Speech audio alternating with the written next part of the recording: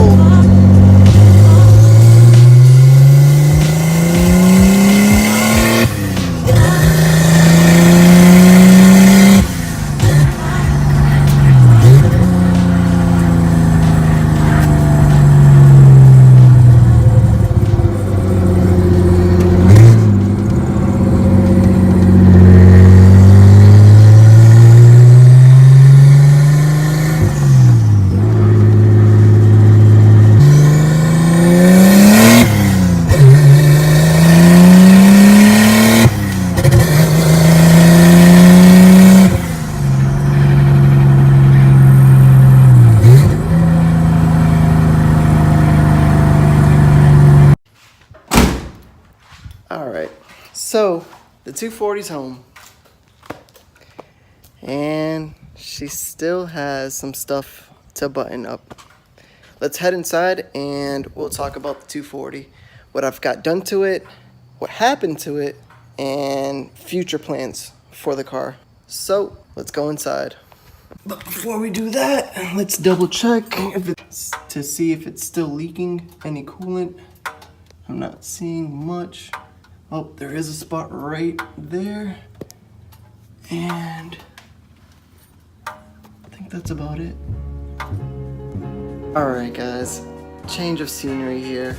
I'm actually in my office area that I'm creating inside the house. And as you can see, yes, I do collect Hot Wheels and a lot of Supras. But anyways guys, so let's talk about the 240, what I've got done to it so far, what I need to get done to it, and I guess future plans, so to speak. So what I've done to the 240 so far, I've got a RB20 DET to start things off. It's got a stage 3 clutch, it's got a Walbro 255 fuel pump, a fuel cell, still stock turbos, an aftermarket intercooler, intake, a custom intake manifold as well from the guys over at MB Fab, TrueHeart coilovers, Myro wheels, the TE37 reps. It's got S14 seats in it. That's about it for mods that I can think of off the top of my head. So let's explain about what needs to be done to the car, stuff that's got to get buttoned up, so to speak. It's currently got a small coolant leak coming from one of the hoses that I can't really reach unless if the car is high up in air, like on a lift. So I need to fix that issue on the car. It was overheating just a little bit, but if you guys seen on the previous video, I bled the radiator, so that's all squared away. And then I also need to resolder the wiring for the headlights because it caught on fire, and I'll explain to you guys how that caught on fire, at least what I think that happened. You know what, let's go outside, let's go into the garage and show you guys it.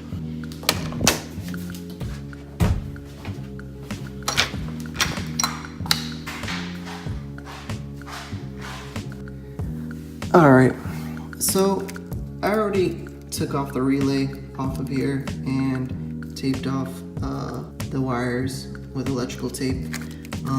You can still see it got burned over here. I'm not 100% sure. Oh, and then it burned over here as well. It caught a small fire. I'm not entirely sure what happened to the wires. I just know I was in my driveway and the car was getting bled after that scene that you guys seen from the last vlog. And I look back as I'm down the driveway, and of course I didn't get it on film. I look back and I see my 240 catch on fire. Yes, it was a small fire. Did it scare me? Hell yeah. But I seen it catch on fire. It was a small spark where the wires were. As I'm getting closer, I'm looking at it to see if what I was seeing was correct, first of all. And as I got closer, I'm about 6 feet away at this point.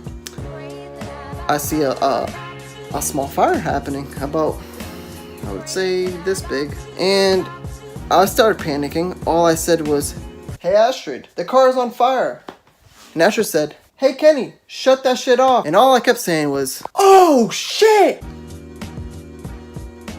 Yeah guys, I panicked just a little bit. I froze, which is something I don't usually do, but at that moment, I saw my life flashing before my eyes. So then I proceeded to go ahead and shut off the car. Fire immediately disappeared, and I looked closer of where the fire happened. I noticed it was the wiring for my headlights, not the actual like pop-ups to go up and down, but like the actual beam of light, the bulbs. The wires that got burnt were for those headlights, the bulbs itself, I guess, to turn on. So I currently have no headlights working. And you guys are probably thinking in your head, well, wasn't MB Fab the one that put those headlights on? Yes, they were. Was it their fault? I don't think so. I'm not entirely too sure, but I want to give them the benefit of the doubt. I don't think it was anybody's fault. I mean, I think what happened was it was just a faulty in the wiring. I really don't know, guys, what really happened. They said they did everything to spec, so I believe them. Their work is pretty good, so I don't think they were the cause for the fire. Some of you guys are probably wondering, "Hey Kenny, did you guys bring this up some?" And the answer to that is yes, I did. Michael Rambifab completely took it upon himself to take back the car and redo the whole wiring for it. Even kind of made a fail-safe switch. I'm not too sure, but he made another version to the wiring harness for the headlights that I guess are even better than the ones that he made previously for the car. So shout out to Mike for looking out for me on that. He didn't really have to do that, but it was at his interest that he did. So thank you, Mike. Another thing I need to do on the car is put on my dust shield for the transmission. It currently has no dust shield on it. I forgot to put that on myself when I was putting the engine and the transmission in the car. Completely forgot I even had it. It was just laying inside the dealership, and my bonehead didn't even realize to put it on. So fuck me. And then lastly, put on my front bumper and rear bumper and register the car after that. Other than that, she's good to go. I do probably want to add that, yes, I do need a tune on the car to be safe. Alright, future plans for the car. Future plans for the car would consist of getting a body kit. I'm thinking about our Rocket Bunny kit, or maybe a Type X body kit, or some type of wide body kit that consists of over fenders, or I'm thinking about some wider fenders for the front, maybe some origin fenders, not too sure, and wider fenders for the rear quarter, maybe like a 45 mil. Not entirely too sure what I'm gonna do, but I'm gonna hold off paint until I get the body kit. So body kit, paint, and then also install these Type X taillights that I got going on there. Also need to install or custom fabricate possibly an exhaust for the car, because it's just got a downpipe only. So that's something that I really need, because all the exhaust fumes, all the fumes from the car tend to seep in. What else? Future plans. Possibly new wheels and other new seats, button up the interior, make it a lot nicer, radio, yada yada yada. Just basically button up the rest of the car, I guess, is my future plans after getting the body kit, painting the car, and so on and so forth. Well guys, that is all I have for you today. I'll probably show you some videos that I made the other day of me driving up and down my street. Just to see what it sounds like from the outside. It sounds amazing. I love the car so far. I've spent quite a bit of money, so I say it's definitely worth it. This car is the first project that I've ever done. I've like I said, bought the car, just bone shell, no engine, no training. Did have full interior. Well, basically 90% of the interior was there, so which was always a plus. Had an uncracked dash. Bought an RB, bought a tranny, bought an ECU. One thing that I forgot to mention is that my wiring harness is from Wiring Specialties, so shout out to them. They made things a lot more easier for me to hook up when I was installing the wiring harness. Although I did have MBFab kind of finish it off for me because there were some things I didn't know where it belonged. I'm probably going to show some, like I said, some outside clips of the car rolling around at the end of this video. I appreciate you guys so much for watching and tuning into my channel. If you guys are new, please hit that subscribe button. It really helps me grow my channel. Make sure you guys hit that like button. Leave a comment down below of what you guys think about the 240 so far. And as always, guys, I'll catch you in the next one. Peace.